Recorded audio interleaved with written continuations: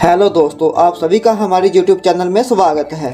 दोस्तों, आज हम आपके लिए एक और नया वीडियो लेकर आए हैं। आज की वीडियो में हम बात करेंगे कनाडा का टूरिस्ट वीज़ा कैसे अप्लाई करना है। अगर आप कनाडा घूमने के लिए जाना चाहते हो तो उसका वीज़ा घर बैठे कैसे अप्लाई करना है, आज की वीडियो में हम आपको पूरा स्टेप बाय स्टेप बताने वाले हैं। अगर आप चैनल पर पहली बार आए हो तो चैनल को भी सब्सक्राइब कर दें और बेल आइकॉन का बटन भी दबा दें, ताकि हम आपके लिए जो भी नया वीडियो लेकर आएँ सबसे पहले उसका नोटिफिकेशन आपको मिल जाए। तो सबसे पहले आपको इस वेबसाइट के ऊपर आना है। तो इस वेबसाइट का लिंक हम नीचे डिस्क्रिप्शन बॉक्स में दे देंगे। तो इस वेबसाइट के ऊपर आकर आपको ये वाली गाइडलाइन पढ़ लेनी है, इसके अंदर क्या क्या लिखा है। ठीक है, तो फिर आपको नीचे क्लिक करना है और स्टार्ट एप्लीकेशन के ऊपर क्लिक कर देना है। तो बहुत ही ईजी प्रोसेस है, हम पूरा आपको बताएंगे, स्टेप बाय स्टेप बताएंगे, तो आप इस वीडियो को पूरा देखें। तो आपको जहाँ पे नो पे क्लिक करना है और फिर स्टार्ट करना है कंटिन्यू पे। तो आपके सामने एक और नया पेज खुल गया। तो जहाँ पे आपको देखना है आपने कौन सा वीज़ा अप्लाई करना है। तो हम घूमने के लिए जाने वाले हैं तो हम विजिटर वीज़ा पे क्लिक करेंगे। तो उसके बाद हमारी जो कैटेगरी है वो कौन सी है, जो भी आपकी कैटेगरी होगी वो देख लेना। हम घूमने के लिए जाने वाले हैं तो हम जहाँ पे क्लिक करेंगे। तो जहाँ पे हम लिखेंगे कि हम कौन सी डेट को जाने वाले हैं और कौन सी डेट को वापस आएंगे। तो आप डेट जो लिखोगे उसको अप्लाई करने के 3-4 महीने बाद की लिखना है। ठीक है, तो क्योंकि वीज़ा आने पे टाइम लग जाता है। तो जब जहाँ पे लिखना है आप कब जाओगे कब आओगे पूरा ऐसे लिख लेना है। तो अपने हिसाब से लिखना है जो भी आपकी डेट होगी। तो उसके बाद आपको जहाँ पे लिखा आ जाएगा कि कौन कौन से डॉक्यूमेंट चाहिए और कैसे कैसे करना है आपको अप्लाई। तो कंटिन्यू पे क्लिक करना है। तो जहाँ पे आपको नो लिखना है, ठीक है, और कंटिन्यू पे क्लिक कर देना है। जहाँ पे आपको अपना नाम लिखना है। अगर आपका सरनेम और गिवन नेम अलग अलग है तो आपको अलग अलग लिखना है।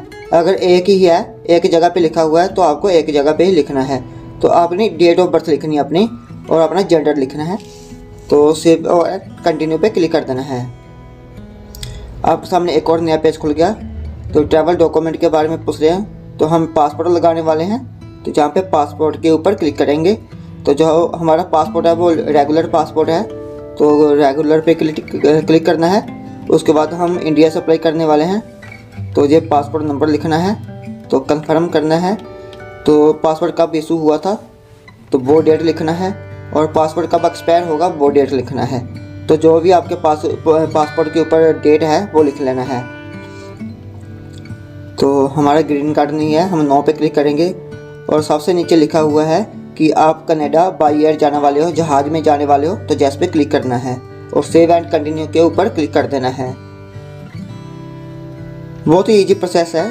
तो हम सिटीजन कहाँ के हैं, इंडिया के, जहाँ पे हमें इंडिया लिखना है और अपने सिटी का नाम लिख देना है।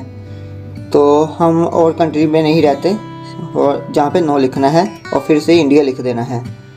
तो हम कब से रह रहे हैं, तो आप जहाँ पे क्लिक करोगे तो ऑटोमेटिकली जी आपकी जो डेट ऑफ बर्थ है आपकी उठा लेगा। ठीक है, तो हम बचपन से जहाँ पे रहते हैं तो अपने आप ही उठा लेगा वो। तो जहाँ पे आपको जो आपकी आईडी कार्ड है, जैसे इंडिया का पासपोर्ट है और नेपाल का भी कोई आईडी कार्ड होगा, पाकिस्तान का भी कोई आईडी कार्ड होगा, वो लिख देना है। तो कब इशू हुआ था, तो कोई भी डेट लिख सकते हो, ज़रूरी नहीं है कि आपको डेट ढूंढनी पड़ेगी या कोई प्रॉब्लम आएगी, ऐसी बात नहीं है। तो आपका कोई और नाम तो नहीं है, हमारा कोई नाम नहीं है, और जहाँ पे क्लिक कर देंगे फिर। तो जहाँ पे जो कंट्री है, तो कौन सी कंट्री के रेजिडेंसी हमारे पास इंडिया की है, हम पूरा अपना एड्रेस लिखेंगे। और जहाँ पे हम जैसे लिखेंगे, क्योंकि हम जहाँ रहते हैं मिलिंग एड्रेस भी वही है, तो जैसे लिखेंगे। और जहाँ पे हमें लिखना है कि हम कब से रह रहे हैं इंडिया में, तो जहाँ पे ऐड करके आपको लिखना है अपनी कंट्री का, जो भी आप जब से रह रहे हो, बचपन से रह रहे हो तो बचपन का लिख देना है। आपकी डेट ऑफ बर्थ लिखनी है, जहाँ से अपनी कंट्री जो सिलेक्ट करनी है आपने, जैसे इंडिया हो गया। तो रेजिडेंसी है, तो जो भी आपका है, हम सिटीजन है तो सिटीजन लिखेंगे। ठीक है, तो जहाँ पे हम अपनी डेट ऑफ बर्थ लिखेंगे, तो क्योंकि हमारी डेट ऑफ बर्थ ही हमारा बचपन की आईडी कार्ड होता है। तो डेट ऑफ बर्थ लिखने के बाद जहाँ पे क्लिक करके सेव कर देंगे। तो मैंने पहले से लिखा हुआ है इसलिए मैं इसको सेव नहीं करूँगा। ठीक है, ये डेट ऑफ बर्थ है मेरी। सेव एंड कंटिन्यू पे क्लिक करेंगे। तो बायोमेट्रिक, अगर पहले आपने कभी बायोमेट्रिक किया है कनाडा के लिए तो येस करना है, नहीं किया तो नो करना है।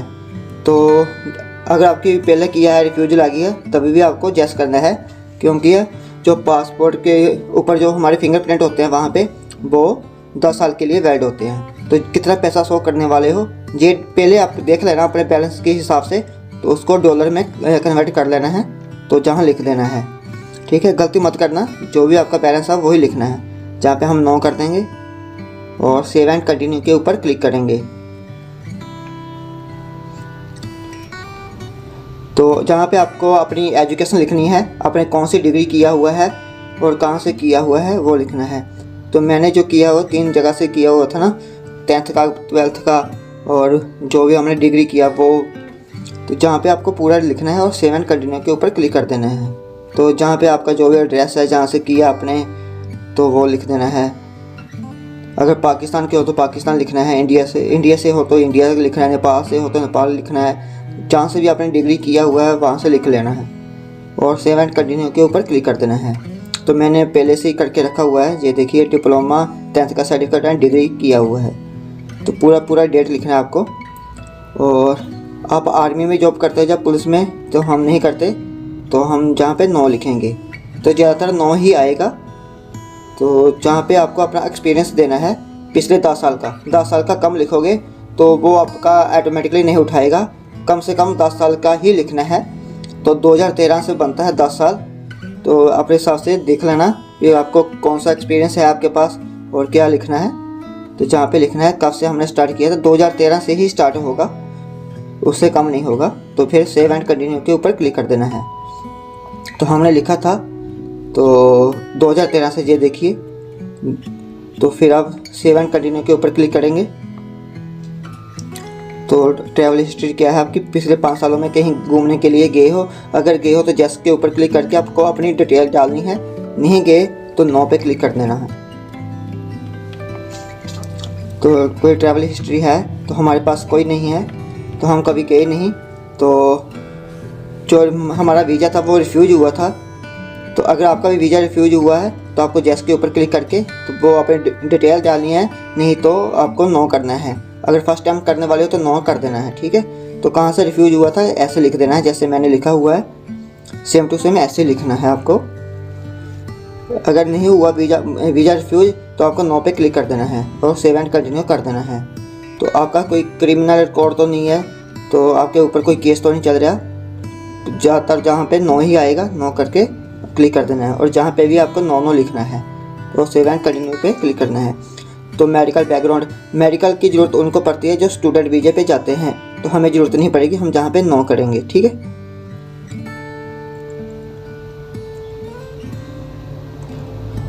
तो मेडिकल बैकग्राउंड, आपको कोई टीबी की प्रॉब्लम तो नहीं है, जहाँ कोई और क्रोनिक बीमारी तो नहीं है, तो जहाँ पे हम ज़्यादातर नो ही लिखेंगे दोनों पे, तो नो लिख देंगे, ठीक है। और सेव एंड कंटिन्यू के ऊपर क्लिक कर देंगे। जहाँ पे भी हमें नो लिखना है ये भी सेम चीज़ है, और सेव एंड कंटिन्यू कर देंगे। जहाँ पे फैमिली के बारे में लिखना है, अगर आप सिंगल हो तो सिंगल लिखोगे, अगर मैरिड हो तो मैरिड लिखना है। तो फिर अपनी वाइफ की डेट ऑफ बर्थ लिखनी है।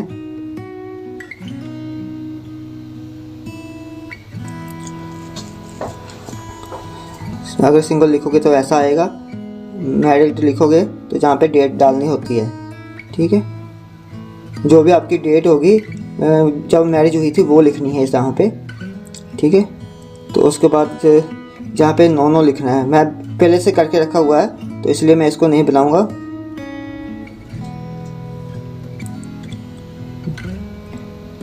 वो मेरे वाला भी डिलीट हो गया, तो फिर से करता हूँ मैं।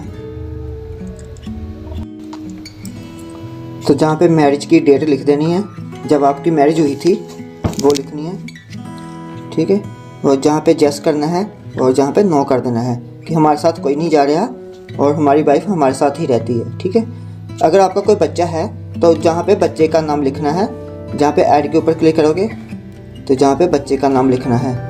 अगर बच्चे का नाम भी अलग अलग है तो अलग अलग लिखोगे, और एक ही नाम है तो एक ही नाम लिख देना है एक साथ ही, ठीक है। जहाँ डेट ऑफ बर्थ लिखनी है तो क्या रिलेशन है आपका, बच्चा है या पोता है वो लिखना है, ठीक है। और कहाँ पे बर्थ हुआ था वो लिखना है। अगर इंडिया में बर्थ हुआ तो इंडिया का लिखना है, अगर इंडिया से बाहर हुआ तो इंडिया के बाहर का एड्रेस लिख देना है, ठीक है। और जहाँ पे हमें क्लिक करना है कि बच्चा हमारे साथ ही रहता है, और जहाँ पे लिखना है नो, बच्चा हमारे साथ घूमने के लिए नहीं जा रहा है, और सेव कर देना है आपको। तो मैंने पहले से किया हुआ है तो इसलिए मैं इसको सेव नहीं करूँगा, ये देखिए, ठीक है। और आपको सेव एंड कंटिन्यू के ऊपर क्लिक करना है। आपके सामने एक और पेज खुल गया, तो जहाँ पे आपको अपनी मम्मी पापा का नाम लिखना है। तो अगर आपके मम्मी पापा आपके साथ नहीं रहते, जहाँ पे नो कर देना है। अगर रहते हैं तो ऐड के ऊपर जाना है और ऐसे लिख लेना है। पहले आपका मम्मी का लिखना है, अपनी मम्मी का नाम लिखकर उसकी मम्मी की जो डेट ऑफ बर्थ है वो लिखनी है। तो मदर है तो जहाँ पे डेट ऑफ बर्थ लिखनी है, तो कहाँ पे रहते हैं, कहाँ बर्थ हुआ, वो क्या काम करते हैं। तो हमारे साथ ही रहते तो यस, अगर हमारे साथ नहीं रहते तो नो, और वो हमारे साथ घूमने के लिए जा रहे हैं या नहीं, तो जहाँ पे नो क्लिक करना है। तो सेम ऐसे ही आपको फादर का नाम लिख लेना है, ठीक है। तो सेव एंड कंटिन्यू कर देना है। अगर आपकी लैंग्वेज कौन सी है, अगर आप पंजाबी हो तो पंजाबी लिखना है, हिंदी बोलते हो तो हिंदी लिखना है, जो भी आपके मराठी है तो मराठी लिखना है, नेपाली है तो नेपाली लिखना है। तो जहाँ पे इंग्लिश ही आएगा ज़्यादातर, तो क्योंकि फ्रेंच किसी को आती नहीं है, तो जहाँ पे भी इंग्लिश ही आएगा। तो सेव एंड कंटिन्यू पे क्लिक कर देना है। जहाँ पे आपको अपनी ईमेल आईडी लिखनी है, 2 बार लिखनी है, ये कॉपी पेस्ट नहीं होगी, तो आपको खुद ही लिखनी है, ताकि जो भी आपका एप्लीकेशन का स्टेटस है जहाँ पे आ जाए, ठीक है। और सेव एंड कंटिन्यू कर देना है। जहाँ पे आपको अपना मोबाइल नंबर लिखना है, जो भी आपका मोबाइल नंबर है वो लिख देना है। तो हम कॉलर लिखेंगे जहाँ पे, और हम यूएसए से नहीं है तो हम अदर लिखेंगे। जहाँ पे आपका जो भी मोबाइल नंबर, कंट्री का आईडी कोड है 91 है, इंडिया का, पाकिस्तान का 92 है, ऐसे लिख देना है। तो जहाँ पे अपना मोबाइल नंबर लिख देना है, ठीक है। जो भी आपका मोबाइल नंबर है वो लिख देना है, तो फिर सेव कर देना है। तो मैंने पहले से करके रखा हुआ है, और सेव एंड कंटिन्यू के ऊपर क्लिक कर देना है। तो जहाँ पे आपको अगर कुछ प्रॉब्लम रह गई हो, तो कोई एडिट करना हो या कुछ करना हो, तो जहाँ से आप कर सकते हो। तो जहाँ तक आप फिल कर लेना। उसके बाद अगर आपके डॉक्यूमेंट क्लियर नहीं है, पूरे डॉक्यूमेंट रेडी नहीं हुए, तो जहाँ तक ही फॉर्म फिल करना है, आगे मत जाना। आगे चले जाओगे तो आपका जो फॉर्म है एडिट नहीं होगा। अगर आपको रहता है कि हम ट्रैवल डेट आगे चेंज करना चाहते हो, तो जहाँ से कर सकते हो, ठीक है। जो भी डेट चेंज करनी है वो जहाँ से कर सकते हो। अगर आप सेव एंड कंटिन्यू पे करके आगे चले जाओगे तो फिर आपका फॉर्म एडिट नहीं होगा, फिर से आपको नए सिरे से बनाना पड़ेगा। तो जहाँ पे आपको अपना आधार कार्ड डालना है, जो भी आपका आईडी कार्ड है कंट्री का वो डालना है। जहाँ पे पासपोर्ट का दोनों साइड डाल देना है।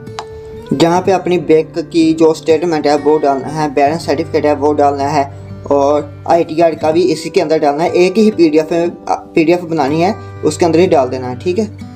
और जहाँ पे आपको अगर आप जॉब करते हो वो डालना है, अगर आपका कोई बिजनेस है तो उसके बारे में डालना है, कोई लाइसेंस है वो लिखना है, बनाना है। 3-4 पेजों का डॉक्यूमेंट है, जितने भी लगा दोगे वो आपके लिए फ़ायदेमंद रहेगा, तो वो लिख देना है इसके अंदर। तो नीचे जो आपका एडिशनल डॉक्यूमेंट है, जहाँ पे आप सी एयरपोर्ट लगा सकते हो, आपकी RC है वो, जहाँ आपका क्या बोलते हैं गोल्ड का है बिल, वो लगाना है कि कितना गोल्ड है आपका।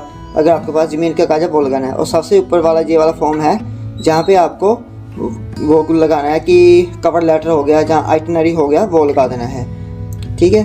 तो एक एक पेज में ही बना लेना है, ज़्यादा पेज खराब मत करना। जहाँ पे ऑप्शन नहीं है डॉक्यूमेंट डालने की, तो जितने इंपॉर्टेंट डॉक्यूमेंट है वही डालना है, ज़्यादा डॉक्यूमेंट मत डालना, ठीक है। तो बस इतने से डॉक्यूमेंट लगेंगे आपके, और कुछ नहीं लगना इसके अंदर, ठीक है। तो ऐसे आप वीज़ा अप्लाई कर सकते हो, बहुत ईजी प्रोसेस है। तो अगर आप हम कुछ पूछना चाहते हो, आपका कोई कमेंट है तो हमें कमेंट करके पूछ लेना, तो हम आपकी हेल्प करेंगे। अगर वीडियो पसंद आया हो तो वीडियो को लाइक कर देना। तो ये देखिए जहाँ पे लिखा हुआ है कि कम से कम जो आपकी फ़ाइल है 2 MB से कम होनी चाहिए, 2 MB से ज़्यादा नहीं होनी चाहिए, ठीक है।